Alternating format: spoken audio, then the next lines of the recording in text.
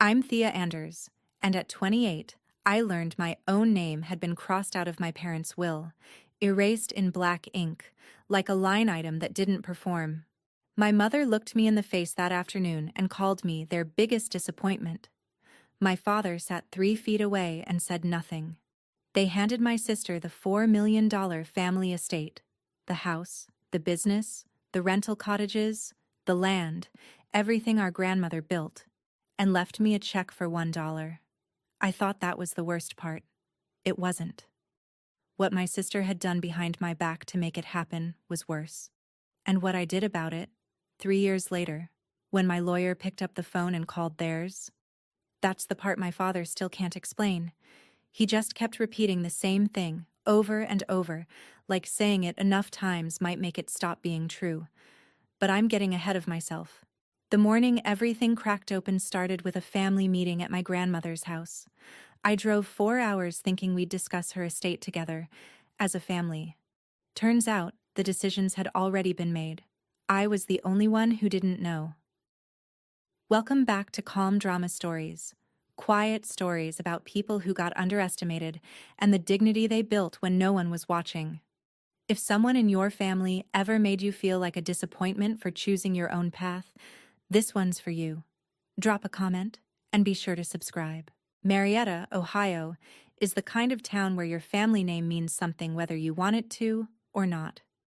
The Anders family had been there since the 1940s, and the house, a wide colonial revival that my grandmother Ruth restored board by board in the early 80s, sat on Putnam Street like it owned the block. Heart pine staircase, bay windows with original wavy glass, a wraparound porch that creaked in a way that sounded like home when I was 9. I hadn't lived there in 6 years, but every time I walked through that front door the smell hit the same: lemon oil, old wood, and something warmer underneath that I could never name. That October afternoon, I parked behind my sister Lauren's new SUV and noticed the driveway had been repaved. Small detail, stuck with me. Inside, the dining room table was set like a meeting. Folders, water glasses, a notepad at each seat. My father Roger stood by the window looking at something in the yard. My mother Diane sat at the head of the table, which was unusual because that was Grandma Ruth's chair. The family's estate attorney, Mr. Kimball, was already seated, envelope in front of him. Lauren was on her phone, legs crossed, not looking up. "Sit down, Thea," my mother said. "No hello." I sat. Mr. Kimball opened the envelope, and my mother watched me with an expression I couldn't read. Not anger exactly, not pity. Something rehearsed. I remember the heart pine under my shoes. The grain ran toward the staircase. I remember thinking how strange it was that I noticed the floor at a moment like that. Mr. Kimball read the revised will in that flat legal tone that makes everything sound like weather. The house on Putnam Street, the 2 rental cottages on Front Street, the family furniture store on Second, the savings accounts, the land, total appraised value just under $4 million, all of it transferred to Lauren Marie Anders Pruitt. My share of the estate was listed on a separate line, $1. The no contest clause underneath it meant if I challenged anything, I'd lose even that. Lauren didn't react. She already knew. I could see it in the way her posture didn't shift, the way she kept her phone face down on the table like she'd been waiting for this part to be over. My mother was the one who spoke. She straightened in Grandma Ruth's chair, looked at me over her reading glasses, and smiled.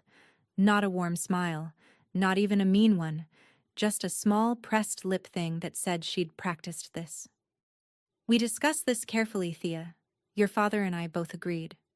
She paused. "You were always our biggest disappointment." The room didn't go quiet because it was already quiet. My ears filled with a low hum.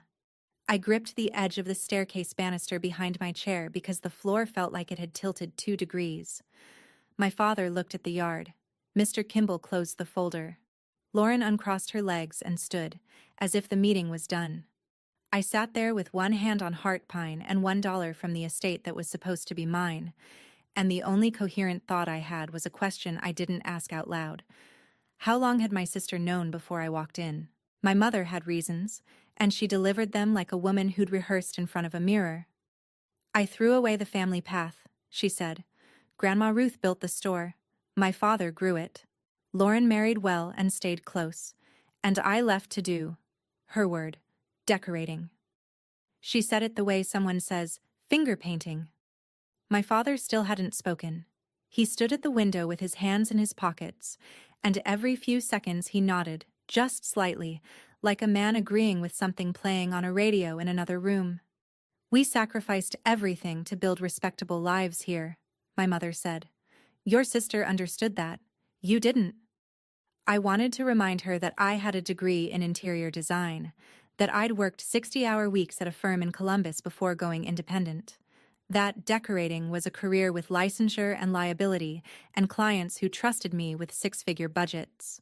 But she wasn't done. People talk, Thea. They've told us you're in debt, that you can't hold down clients, that you're unstable. Unstable. The word landed like a slap. I'd never missed a rent payment. I'd never borrowed $1 from anyone in that room. I'd never been fired, never been sued, never been late on a tax return. So who exactly had been telling my parents I was falling apart? I looked at Lauren. She was pouring herself water, calm as Sunday. My mother kept talking. Something about how they didn't make this choice lightly, how it was really about protecting what the family built. But I'd stopped hearing the content. I was doing math. Unstable. In debt. Can't hold down clients. Someone had spent a long time building that version of me, and I was sitting across the table from her. It didn't come at once. It came in pieces over the next hour, between the legal papers and the water refills, and my mother repeating herself like the will had a director's commentary. My father's old college friend, Gerald Bishop, had apparently told my parents that I'd asked him for a loan. I hadn't. Gerald's wife, Martha, had mentioned at a church luncheon that she'd heard I was having trouble. Her exact words. From whom? She couldn't remember. My mother said 3 different neighbors had expressed concern. 3 different neighbors who all happened to be people Lauren saw regularly. And then, there was the thing Lauren said at a family barbecue last 4th of July, in front of 12 people, including my aunt and 2 cousins. I wasn't there. Megan, my cousin, told me later in a text I'd missed. Lauren had held a glass of sweet tea and said lightly, like she was making an observation about the weather, Thea can't even keep a houseplant alive. 12 people laughed. My aunt changed the subject. But the line stuck. It stuck because it was small enough to be funny and sharp enough to be a verdict. It wasn't about houseplants. It was about competence. And Lauren had been running that campaign for almost 2 years. A word here, a concerned sigh there, a little headshake when someone mentioned my name. Until the version of me that existed in Marietta was someone I'd never met. A mess. A flight risk. A girl who couldn't even keep a houseplant alive. By the time my parents revised the will, they weren't cutting out their daughter. They were cutting out a character Lauren had written for me. I just hadn't been in the audience. The one thing in that will that didn't go to Lauren was a cedar box. Grandma Ruth left it to me specifically, by name, in a clause Mr. Kimball read almost as an afterthought. A small box made of eastern red cedar, brass hinges, a tiny latch that clicked when you opened it. I'd seen it on her dresser my whole life, but I'd never looked inside. She died 11 months before the family meeting, and the box had been sitting in a storage closet at the house since the funeral. My mother brought it out and set it in front of me like it was a consolation prize. Lauren looked at it and then at me. She left you a box, she said. Fitting. I picked it up. It was lighter than I expected. The cedar smell was still strong. That sharp, clean scent that meant Grandma's bedroom, Grandma's hands, Grandma measuring fabric at her sewing table with a little brass measuring tape she'd had since before I was born. I didn't open it. I couldn't. Not in that room. Not in front of the people who'd just reduced me to $1 and a cardboard box. I'll keep it, I said. Thank you. Lauren looked at my mother. My mother looked at the table. My father looked at the yard. Nobody asked me to stay. Nobody asked me how I felt. Nobody said they were sorry, or that this was hard, or that it didn't mean they didn't love me. The cedar box sat in my hands like a small sealed question. Why had Grandma Ruth, who could have left me money or furniture or a share of the land, left me this instead? I tucked it under my arm. I didn't open it for 5 months. I drove to a motel outside town that night and sat on a bed that smelled like bleach and thought about what fighting would look like. I could hire an attorney, I could argue undue influence, or that Lauren had manipulated the process, or that my mother's stated reasons were based on fabricated information.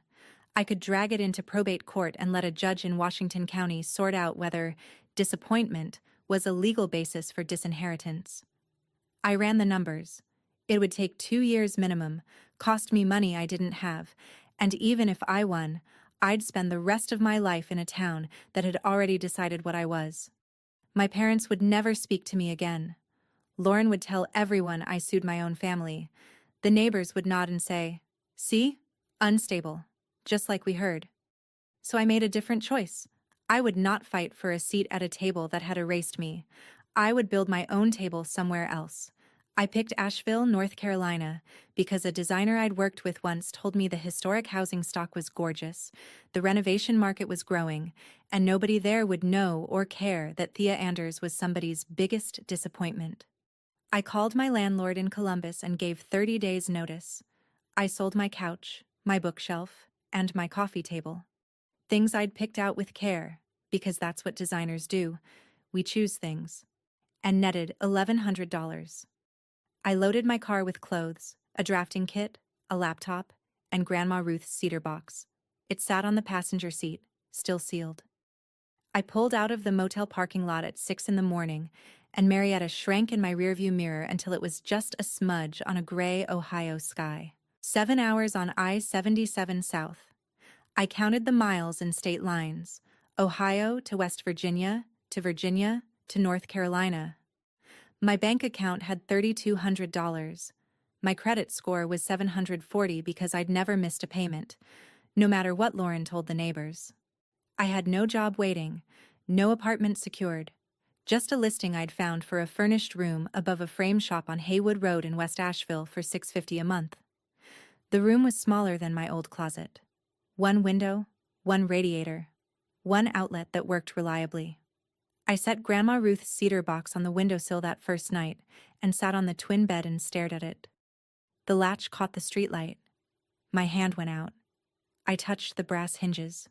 I almost opened it. My thumb was on the clasp when something stopped me. Not fear exactly, but a sense that whatever was inside was the last new thing Grandma Ruth would ever give me, and once I opened it, that would be done too. I pulled my hand back. My fingers were shaking, and I told myself it was the cold. You were always our biggest disappointment. The words sat in my skull like furniture I hadn't asked for. They were there when I brushed my teeth. There when I turned off the light. There when I lay in a strange bed in a strange city and listened to the radiator tick. I didn't know if interior design could support me in a town where I knew no one. I didn't know if I'd ever stop hearing my mother's voice in every quiet room. But I knew one thing with absolute clarity. I was not going back. Whatever I was about to build, it would be mine. No one else's name on it. No one else's permission required. The first 6 months in Asheville were the hardest stretch of my adult life. I got a part-time job at a furniture showroom on Biltmore Avenue, $12 an hour, employee discount I couldn't afford to use. Mornings, I'd stage the floor displays. Afternoons, I'd pitch myself to realtors as a freelance home stager for listings under $300,000. Most of them said no. The ones who said yes paid between $200 and $400 per job, cash. I ate rice and black beans 4 nights a week. I washed my hair with bar soap for 2 months because shampoo felt like a luxury I hadn't earned yet. I slept on the floor of my room for 3 weeks before a client's leftover staging sofa became mine. I studied for my North Carolina registered interior designer credential at the kitchen counter of the frame shop downstairs, where the owner let me use the Wi-Fi after hours in exchange for reorganizing his display wall. I filed the LLC paperwork myself. $60. I read every clause twice. Nobody helped me. Nobody checked in. I didn't call home, and home didn't call me. But there was a moment. Small. Easy to miss. that kept me from quitting. A realtor named Deborah in Montford had me stage a 1920s bungalow that had been sitting on the market for 90 days. I walked through the rooms and saw what they could be. I moved the furniture, changed the lighting angles, brought in 2 borrowed plants and a linen runner. Deborah came back for the photos and stopped in the living room doorway. "You see space differently," she said. It wasn't a big compliment. It wasn't a career. But it was the first time in 6 months that someone looked at my work and didn't see a disappointment. I met Nathan Cole on a Tuesday in March, in a half-gutted kitchen in Montford.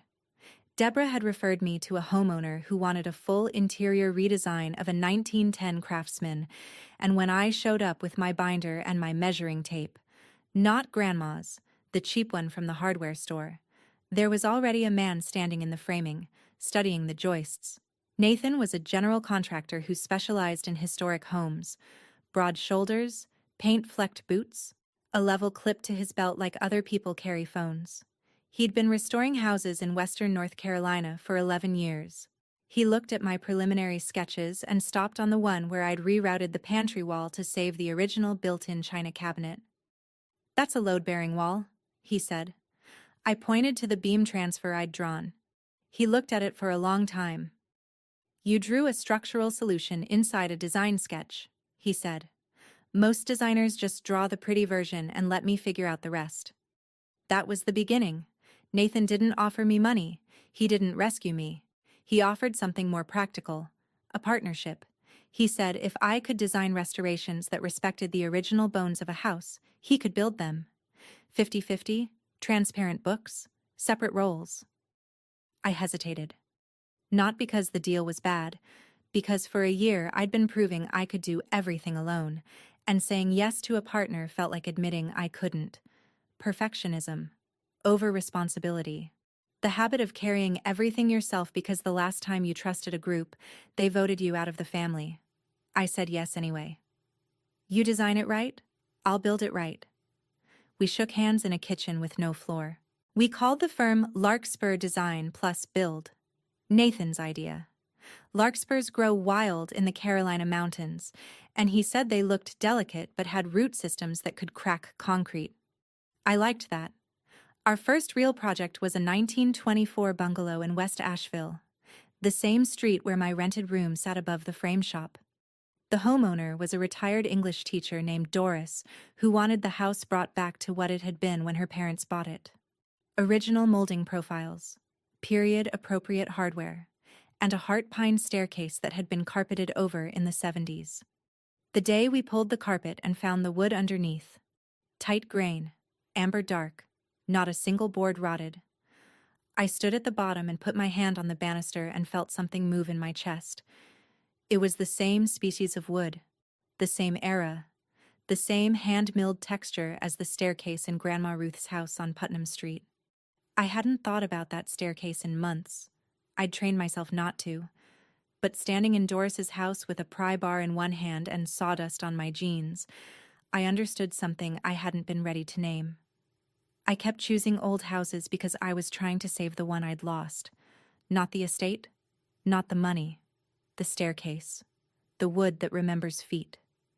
The original lines my grandmother spent years restoring because she believed a house should look like what it was, not what someone forced it to become. Doris's bungalow took 4 months. We came in under budget by $800. She cried when she saw the staircase. I didn't cry. I took a photo and pinned it above my desk. Cousin Megan texted me on a Saturday while I was sanding cabinet doors. She was the only family member who still talked to me, and even she kept it quiet.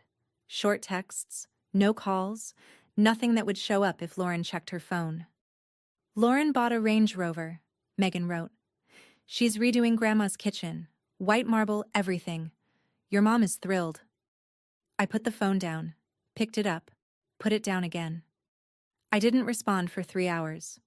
When I did, I typed, "How's the house?" Megan sent a photo. The dining room wallpaper, hand-printed 1920s reproduction that Grandma Ruth had sourced from a mill in Vermont, had been stripped and replaced with a gray accent wall. I closed the photo. There was a second message, the kind Megan sent when she was whispering even over text. People still talk about you like you fell off a cliff. Lauren told Aunt Janet you owed $10,000 to a credit card company. I know that's not true, but nobody asks me. $10,000. I'd never carried a balance over 400. I was living on rice and staging fees and 50-50 splits with a contractor I'd known for 4 months. But in Marietta, the version Lauren had built was still walking around wearing my name, owing debts I'd never taken, failing in ways I'd never failed. I put the phone in a drawer. I went back to the cabinet doors. That's how I dealt with it. I sanded something until the surface was smooth, and the original grain showed through. If that sounds like a metaphor, it wasn't. It was Wednesday, and the cabinets were due Friday. If this story is hitting close to home, if someone in your family made you feel small for choosing your own path, stay with me. The part where it turns around is coming. Drop a comment with one dream they told you to give up. And subscribe so the next story finds you. 3 weeks later, Megan sent something else. Not a text this time, a screenshot. A family group chat on iMessage that had been running for over a year. Lauren, my mother, Aunt Janet, 2 cousins, and Gerald Bishop's wife, Martha. I wasn't in it. I'd never been in it. The messages scrolled back months. Lauren, November.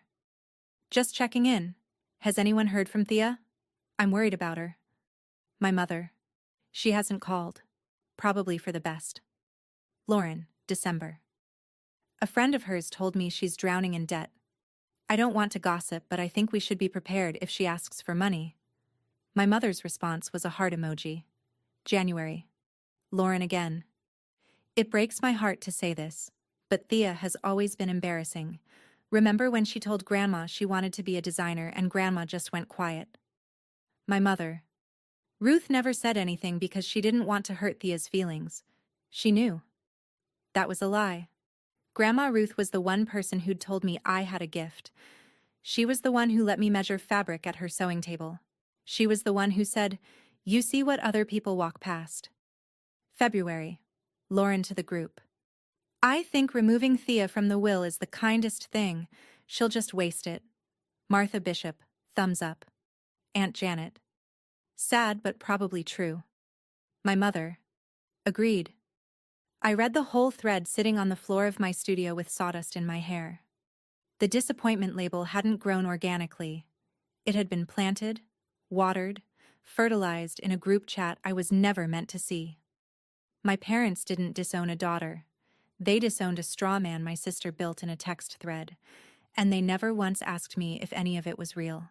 That night, I sat on the floor with the cedar box on my lap. 5 months I'd carried it from Ohio to North Carolina, windowsill to nightstand to the shelf above my drafting desk, and never once lifted the latch. The brass was tarnished now. The cedar smell had faded to something you had to press your nose against the wood to find. I slid the latch. Inside, nested in a piece of white flannel, were 3 things. The first was Grandma Ruth's brass measuring tape. The one she'd used at her sewing table. The one she'd used when she measured the original window casings of the Putnam Street house before she restored them. I picked it up. It was heavier than it looked, warm-colored, with tiny etched numbers that had been worn smooth at the 1 inch and the 12. The second was a folded set of architectural drawings, hand-drafted on onion skin paper, dated 1983, showing the full restoration plan for the Putnam Street house. Floor plans, elevation details, notes in pencil about the heart pine staircase, the bay window framing, the original plaster crown. Grandma Ruth's handwriting, small and certain. And the third was a letter. 1 page, blue ink, written on stationery from the furniture store. Dear Thea, it began. If you're reading this, they've already decided you're the difficult one. I set down the measuring tape. I unfolded the letter on the floor of a studio apartment in Asheville, North Carolina, and read the rest of it by the light of a desk lamp I'd bought for $9 at a thrift store. The woman who raised me to see what other people walk past had seen this coming. She'd packed a box for me the way you pack a lifeboat, and she'd sealed it with cedar to keep the moths out. Grandma Ruth's letter was not long. She didn't waste words. She wrote that she'd watched my mother favor Lauren for years, and that she'd spoken to my father about it once. He'd told her to stay out of it. She wrote that she knew Lauren talked about me behind my back, and that she told Lauren to stop. And that Lauren had smiled and changed the subject the way people do when they have no intention of listening.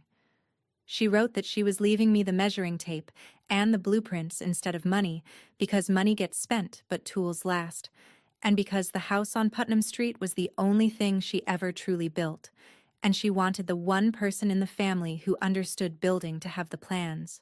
She wrote, "They will call you a disappointment. That's the family's word for someone who wouldn't shrink." And at the bottom, in smaller handwriting, like she'd added it later, "This house was the only thing I ever truly built. Don't let it become a stranger's." I read the letter 3 times. I pinned the blueprints above my desk, next to the photo of Doris's staircase, and I kept Grandma's brass measuring tape in my drafting bag from that day forward. I used it on every project. Not because it was more accurate than a modern one, but because every time I pulled it out I was measuring with her hands. The cedar box stayed on my shelf. Open now, the flannel folded neatly inside. It smelled like her dresser, like lemon oil and old wood and something warmer underneath that I still couldn't name. It smelled like the staircase on Putnam Street. I didn't know yet that I'd see that staircase again. But the blueprints were on my wall, and the tape was in my bag, and the letter was in my chest pocket. I was carrying the whole house with me already. Over the next 18 months, Larkspur grew the way old houses do, slowly, one good decision at a time. The Montford bungalow led to a farmhouse in Black Mountain. The farmhouse led to a referral from a preservation society for a 1905 Queen Anne in Hendersonville. Nathan and I hired our first employee, a Finnish carpenter named Ray, who could match century-old trim profiles by eye. Then a project manager, then a part-time bookkeeper. We weren't rich. We were busy, which in the design-build world is better because it means someone trusts you with their home and then tells a friend. I measured every new project with Grandma Ruth's brass tape. It became a habit, then a ritual. I'd walk through the empty rooms before we started demo, tape in hand, and take the measurements myself. Not because I didn't trust a laser, but because measuring by hand forced me to touch the walls, feel the plaster, notice where the floor dipped and the trim had been replaced. I measured twice, the way she taught no one but me. That's what I told Nathan when he asked why I used a tape from the 1970s. He stopped asking after the third project. By month 22, a regional design magazine, Southern Shelter, contacted us about a feature. They'd seen our restoration portfolio online and wanted to photograph the Hendersonville Queen Anne. I said yes because the exposure was good for business. I said yes because referrals are currency. And I said yes because some small, quiet part of me wanted that article to exist in the world, where my name was still associated with failure. I didn't share it with anyone in Ohio. But I knew the internet doesn't care about state lines. The Southern Shelter feature ran in their spring issue, 4 pages, photographs of the Queen Anne's restored parlor, a pull quote from me about preserving the bones that matter. There was a picture of me on page 2, standing on a porch we'd rebuilt to match the 1905 original, holding a set of blueprints. Megan saw it first. She sent me a screenshot with no words, just 3 exclamation points. 2 days later, she texted again. "Your mom saw it. Someone at church showed her." I waited. No call, no text from Diane, no message from Roger, no email from Lauren. Just a long, thick silence from Ohio that I could feel through the phone.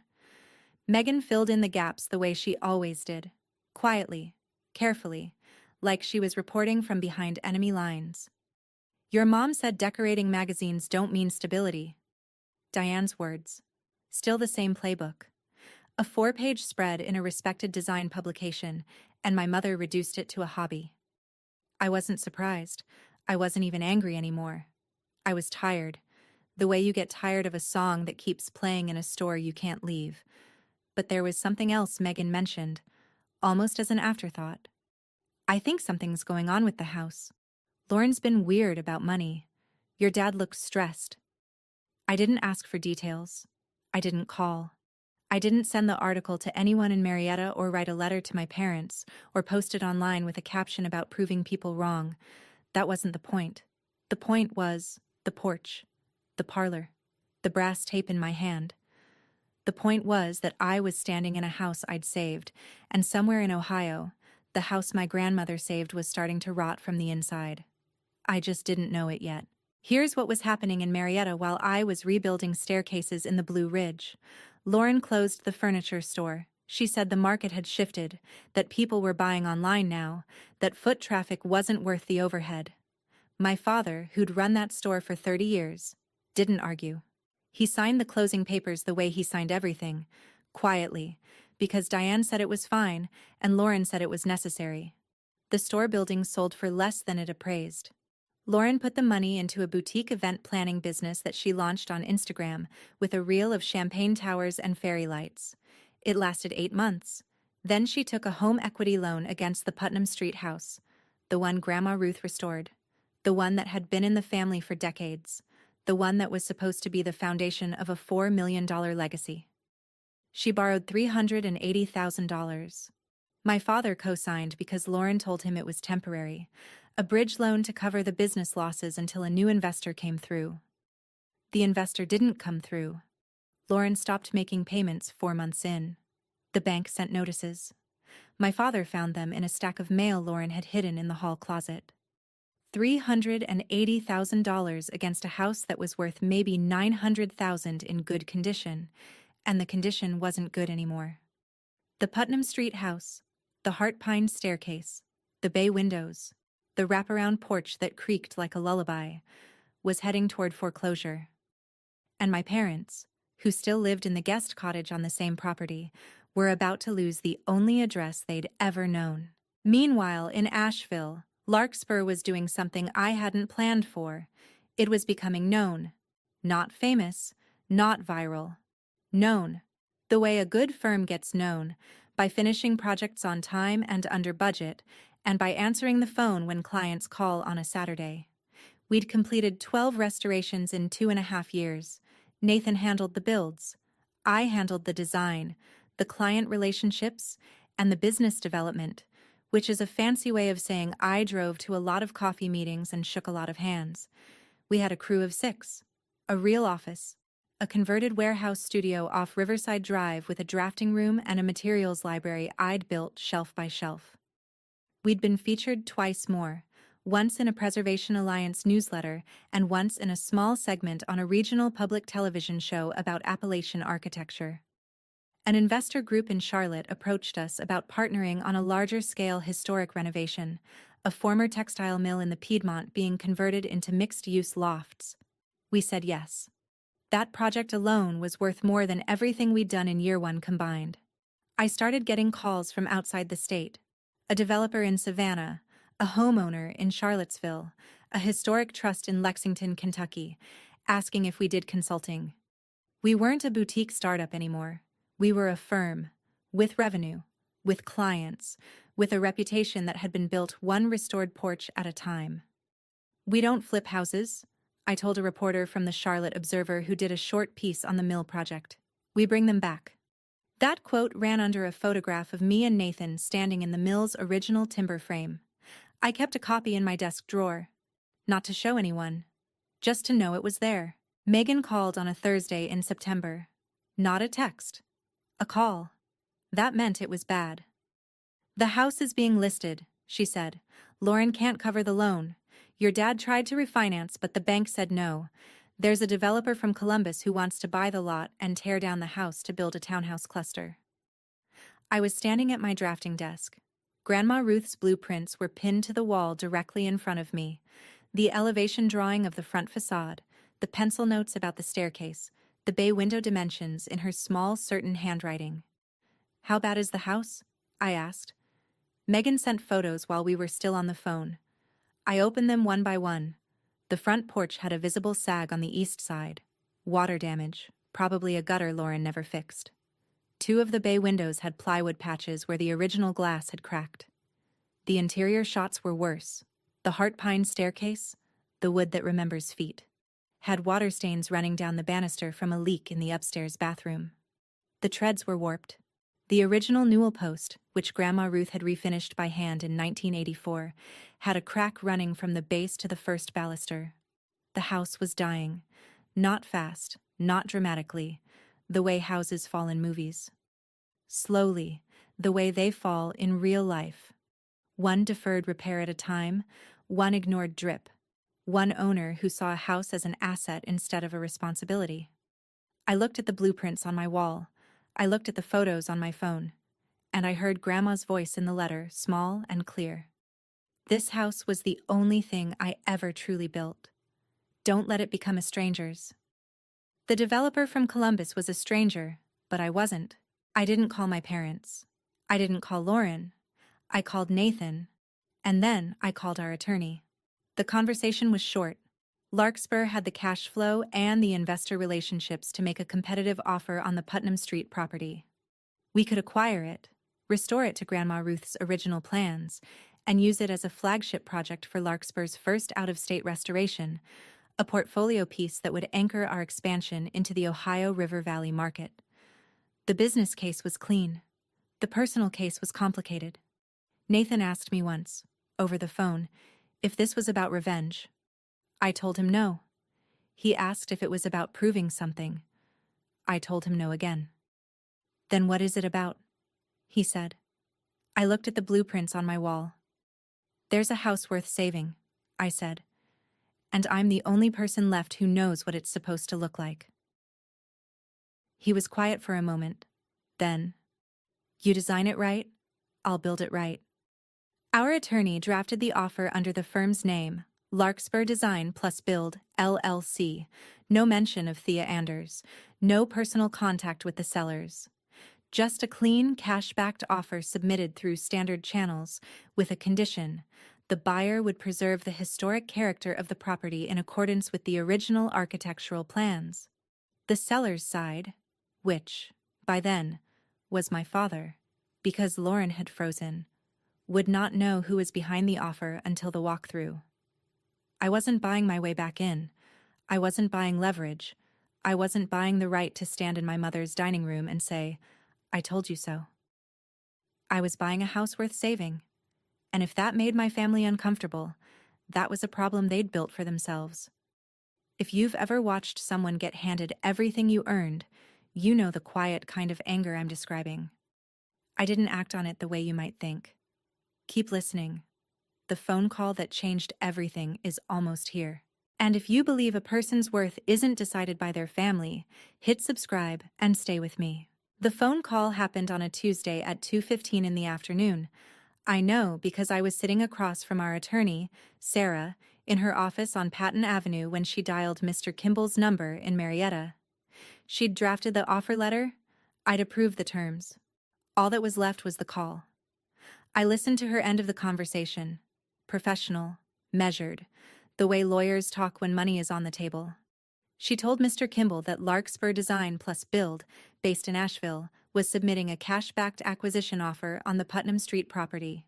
She outlined the price, the timeline, the inspection terms.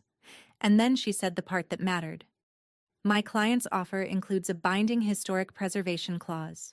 The original structure stays intact, specifically the staircase, the bay windows, and the front facade. Mr. Kimball, according to Sarah, went quiet for a long time. Then he asked why a firm from North Carolina would care about a staircase in Ohio. Sarah said, "My client has her reasons." The developer from Columbus had offered more, but with a demolition clause. Ours was lower by $40,000 and came with an insistence on saving the house that must have sounded strange to everyone on the other end. Lauren, who by this point was barely functioning, her husband had moved to a separate bedroom, her Instagram had gone dark, her event planning LLC had been dissolved, signed the acceptance without reading the details. My father signed because there was no other option. The bank wanted the loan resolved, and Larkspur's offer was the only one that didn't involve a wrecking ball. Due diligence took 3 weeks. Our attorney sent the standard inspection requests. The title search came back clean, except for Lauren's lien, and the closing date was set for late October. Almost exactly 3 years after the family meeting where I'd been erased from the will. One condition remained. The buyer's principal would attend the final walkthrough in person. "Who's the principal?" my father asked the realtor. "She'll be there on Thursday," the realtor said. I wasn't there for what happened next in Ohio, but Megan told me later, in pieces, the way she always delivered bad news. Gently, like she was handing me something breakable. Lauren had a fight with my father the night before the walkthrough. She'd finally done the math on what the sale would cover after the lien, the back taxes, the realtor's commission, and the legal fees. The answer was almost nothing. The $4 million estate my parents had handed her 3 years ago had been ground down to a stack of debts and a house she'd neglected into near ruin. She called my mother. She blamed the economy, the contractor who'd done a bad job on the kitchen, the bank for not approving a second refinance. She blamed my father for co-signing.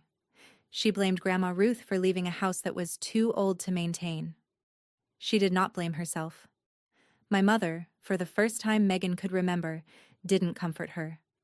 Diane sat in the guest cottage and stared at the wall and said, "This wasn't supposed to happen to me. Not to Lauren, not to the family. To me. That's who my mother was."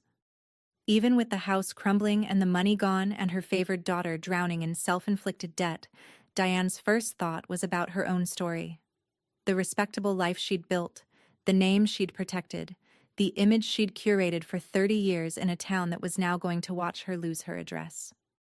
My father slept in his car that night. Megan found out because she drove past the cottage and saw his truck in the driveway with the seat reclined and the engine running for heat. She didn't knock. She said he looked like a man who'd run out of rooms to hide in. I left Asheville at 5 in the morning on a Thursday, 7 hours north, same highway, opposite direction. 3 years earlier, I'd driven this road with $3,200 and a sealed cedar box. Now I drove it with a firm behind me, a restoration plan in my bag, and Grandma Ruth's brass measuring tape in my jacket pocket. The tape felt different this time. Heavier somehow. I'd measured 100 houses with it. Bungalows, farmhouses, Queen Anne's, a textile mill, a craftsman cottage that had been converted into a bookshop. Every time I pulled it out, the etched numbers told me the same thing. This is how much space you have, and this is what you can do with it. I'd never measured the Putnam Street house as an adult. I'd walked through it as a child, run up the staircase, pressed my face against the bay window to watch the snow. But I'd never stood in those rooms with a tape in my hand and seen them the way Grandma Ruth saw them, as dimensions and possibilities, as bones and light. That was about to change. I arrived in Marietta at noon. The town looked the same. The leaves were turning. The river was low. I parked on Front Street and sat in my car for 10 minutes, looking at nothing, breathing. Then I drove to Putnam Street. The Bishop's car was in their driveway, Gerald and Martha, the neighbors who'd passed along Lauren's gossip, who'd told my parents I'd asked for a loan I never asked for. They were attending the walkthrough. The realtor had invited them as a courtesy because they shared a property line. They'd be standing in the house when I walked in. I checked my jacket pocket. The tape was there. I got out of the car. The front porch sagged worse in person than it had in photos. The east side had dropped nearly 2 inches. I could see it in the roofline without measuring. The paint was peeling in sheets. One of the porch columns had a crack running vertically, and someone had tried to fill it with caulk, which had turned yellow and pulled away from the wood. I walked up the steps. The boards groaned. Inside, the house smelled different. Not lemon oil and warmth. Mildew, dust. The ghost of that hand-printed wallpaper Grandma Ruth had sourced from Vermont, now replaced by flat gray paint that was already bubbling near the baseboard. The realtor met me in the foyer, a woman named Catherine who shook my hand and led me toward the kitchen. In the kitchen, standing around the island Lauren had installed over the original hardwood, were Gerald and Martha Bishop, the family's estate attorney Mr. Kimball, my father, and the realtor's assistant. My father looked older. 3 years had done something to the skin around his eyes, the way he held his shoulders, the way he stood. Not at the window this time, but near the door, as if he was ready to leave a room he wasn't sure he belonged in. He was expecting a stranger. He was expecting the principal of some out-of-state firm he'd never heard of to walk in with a hard hat and a clipboard. Catherine turned to the group. "Everyone, This is the principal and lead designer of Larkspur Design Plus Build. I stepped forward. My father looked at me. The recognition didn't come all at once. It came in layers. The face, then the name, then the context, then the meaning. "Mr. Anders," I said, "I'm the principal." The kitchen went silent. Not the polite kind of silence, where people are waiting for someone to speak. The kind where the air leaves the room and nobody moves, because moving would mean, this is real. Gerald Bishop set his coffee cup down. Martha Bishop looked at her husband. Mr. Kimball opened his mouth, closed it, opened it again. My father stared at me. His lips moved before any sound came out, and when the sound came, it was 2 words, repeated. "That's impossible." I didn't respond to that. I reached into my bag and set a folder on the kitchen island, the same island Lauren had installed over the original 1920s floor. The folder contained the firm's portfolio, 12 completed restorations across 4 states, 2 regional preservation awards, a feature in Southern Shelter, a partnership with a Charlotte investor group on a multi-million-dollar mill conversion, revenue figures, client list, team roster. Catherine, the realtor, had seen all of this during due diligence. She'd verified the firm's financials before the offer was accepted. But my father hadn't seen any of it. He hadn't asked. He'd signed the acceptance because the bank said sell, and Lauren said yes, and Diane said it was for the best. He picked up the portfolio with both hands, the way you pick up something that might not be real. He turned the pages slowly.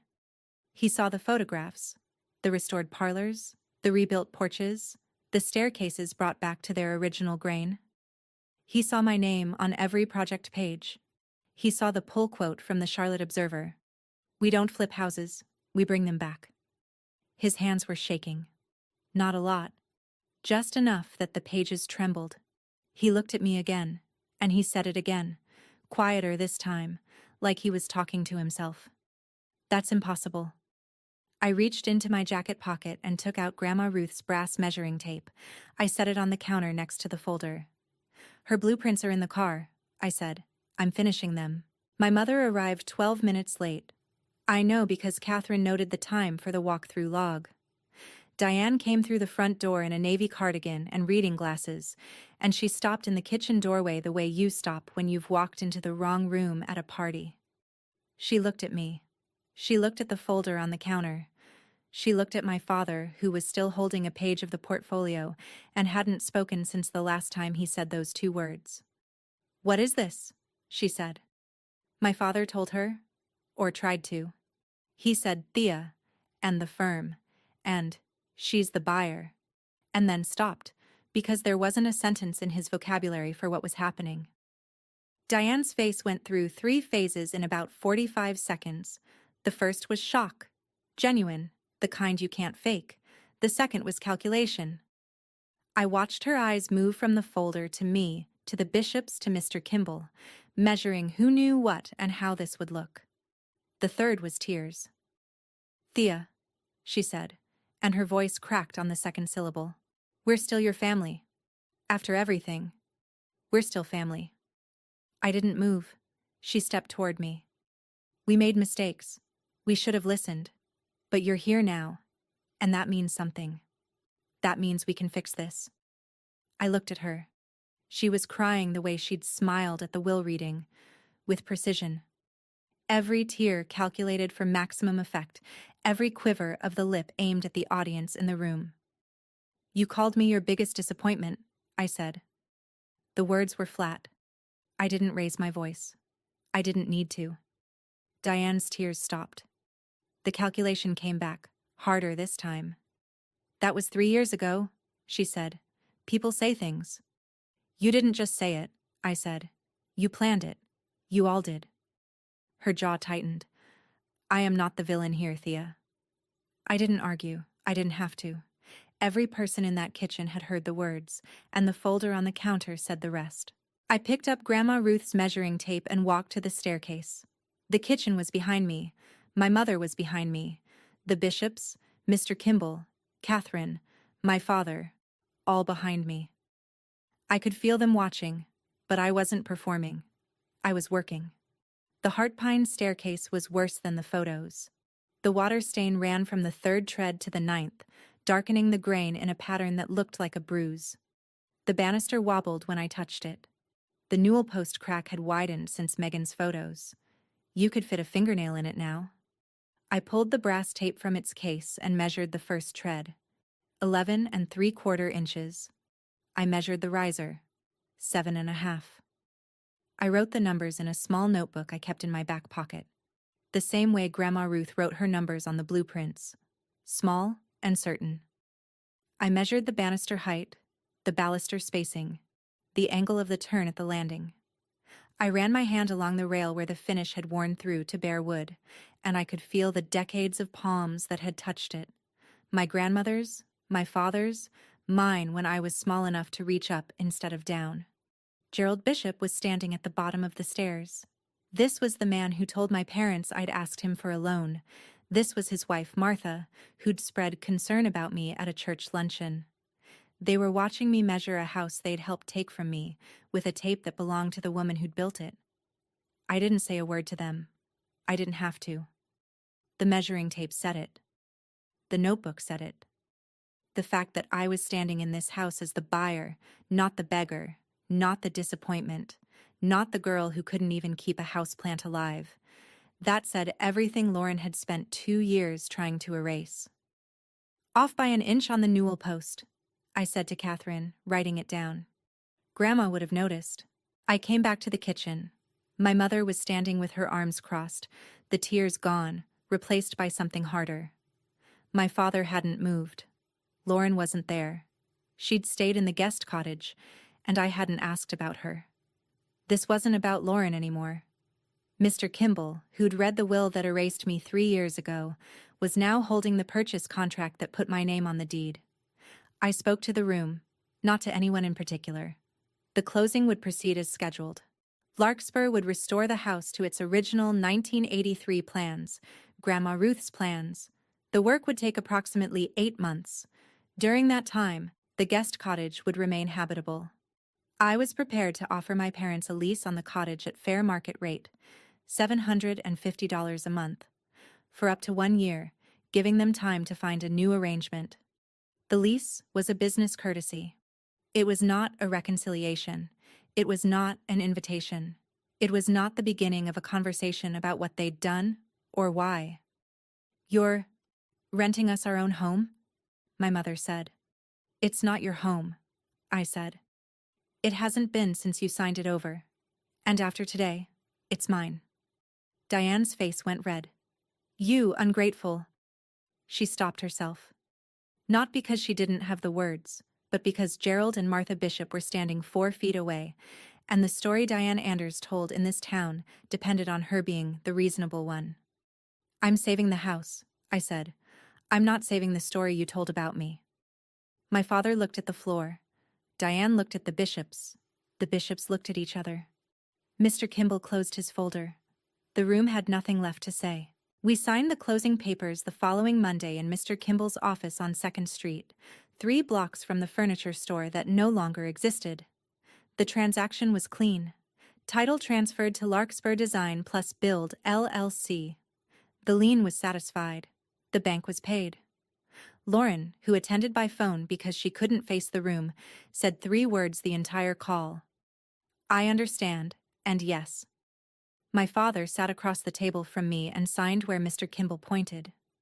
When it was done, when the keys were in my hand and the deed was filed, and the house on Putnam Street belonged to the firm I'd built with rice dinners and a brass measuring tape, my father looked at me one more time.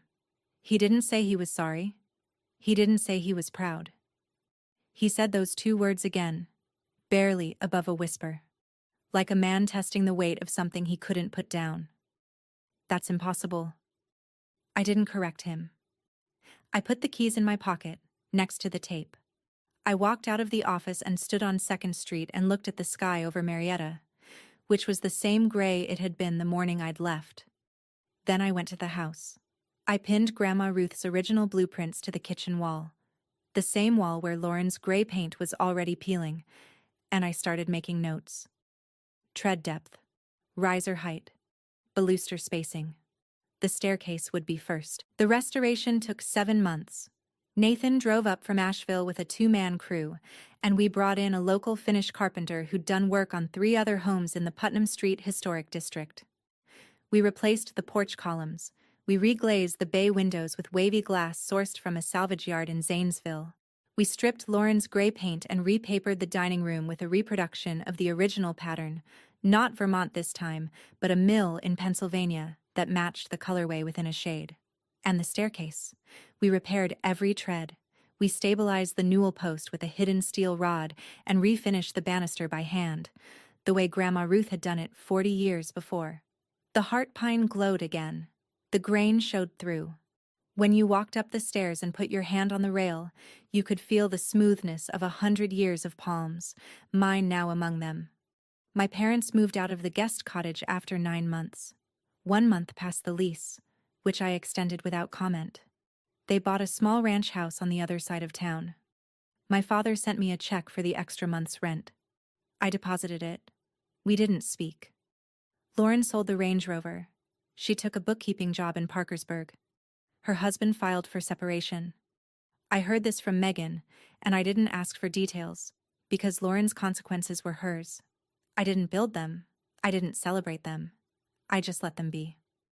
Larkspur used the Putnam Street house as our Ohio flagship. The before and after photos ran in 2 publications. Nathan said it was the best work we'd ever done. I told him it was the only house I'd ever restored that already knew my name. The brass measuring tape sits in a glass case in my studio now, next to the cedar box and the blueprints. I don't use it on projects anymore. The numbers are too worn. But I keep it where I can see it, because it reminds me of something I needed 3 years to learn. The person they crossed off the will was the only one who ever knew how to build something that lasts, and your family's permission was never the thing that made you worth anything. That's my story. A house my grandmother saved. A name they crossed off. And a brass measuring tape that outlasted every word they used against me. If someone once told you that you'd never amount to anything, go build the quiet life that proves them wrong, and let that be enough. Share this with someone who needs to hear it today.